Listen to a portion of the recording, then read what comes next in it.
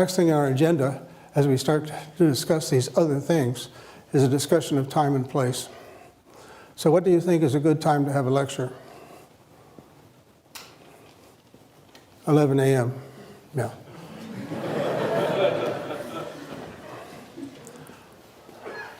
And the reason is,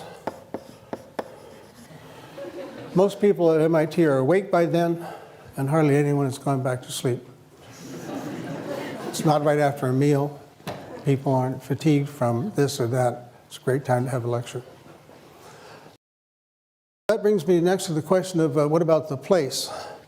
And the most important thing about the place is that it be well lit.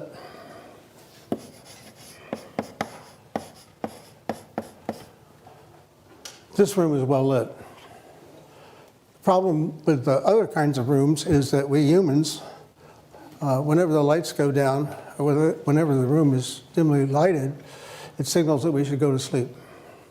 So whenever I go somewhere to give a talk, even today, the first thing I do when I speak to the audiovisual people is say, keep the lights full up. Oh, they might reply, people will see the slides better if we turn the lights off. And then I reply, it's extremely hard to see slides through closed eyelids. What else can you say about the place? Well, the place should be cased.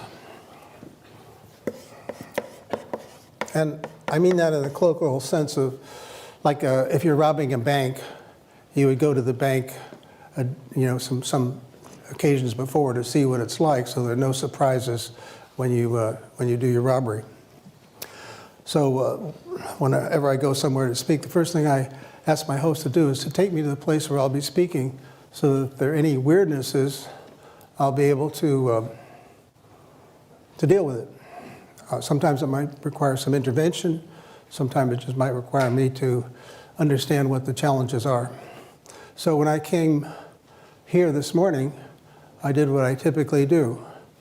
I imagined that all the seats were filled with disinterested farm animals. And that way I knew that no matter how bad it was, it wouldn't be as bad as that. So finally, it should be reasonably populated.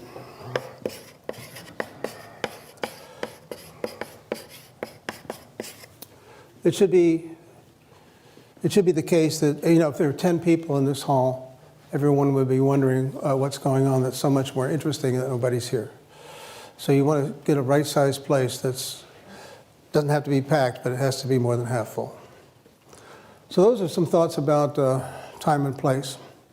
The next thing I want to talk about is subject of boards and props and slides.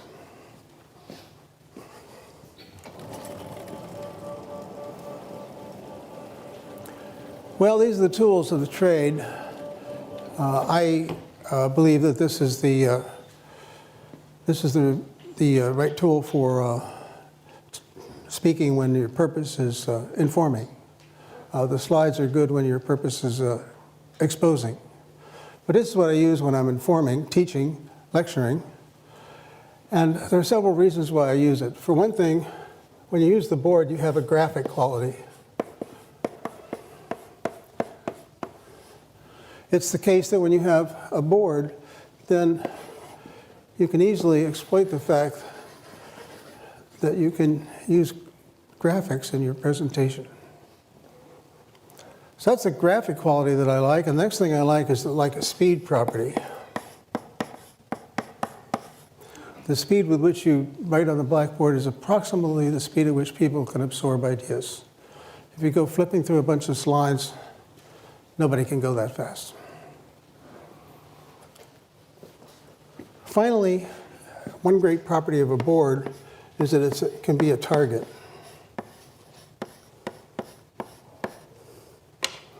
Many people who are novices at speaking find themselves suddenly aware of their hands. It's as if their hands were private parts that shouldn't be exposed in public, so right away they go into the pockets. And this is considered insulting in some parts of the world. Or alternatively, maybe the hands will go in back like this. So why is that? Well, it's usually supposed that that it has to do with whether you're concealing a weapon.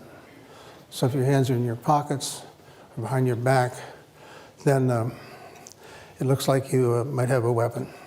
And that's what I mean by the virtue, one of these virtues of the board. Now you have something to do with your hands. You can point out the stuff. Another example I like to remember is one from when I was taking 801. Alan Lazarus was the instructor at the time, and he was talking about the conservation of energy, kinetic and potential. And there was a long wire in the ceiling in 26100 attached to a much bigger steel ball, but one not unlike this. And Lazarus took the ball up against the wall like this. He put his head flat against the wall to steady himself, and then he let go. And the pendulum takes many seconds to go over and back, and then gently kisses Lazarus's nose. And so you have many seconds to think, this guy really believes in the conservation of energy.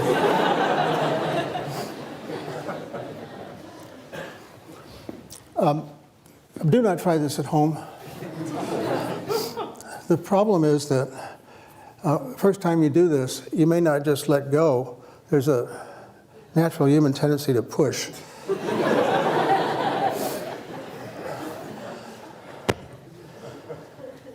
So that's a little bit on the subject of props.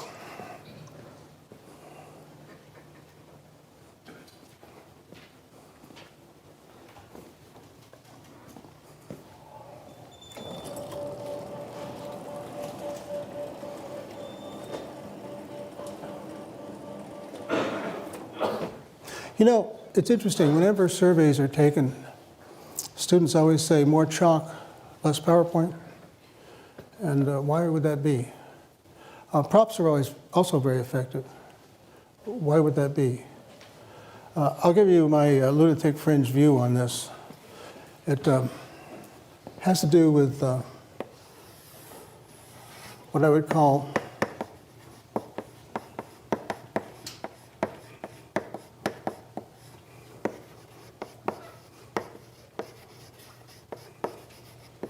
empathetic mirroring. When you're sitting up there watching me write on the board, all those little mirror neurons in your head, I believe, become actuated, and you can feel yourself writing on the blackboard. And even more so, when I talk about this steel ball going that way and this way, you can feel the ball as if you were me. And you can't do that with a slide. You can't do it with a picture.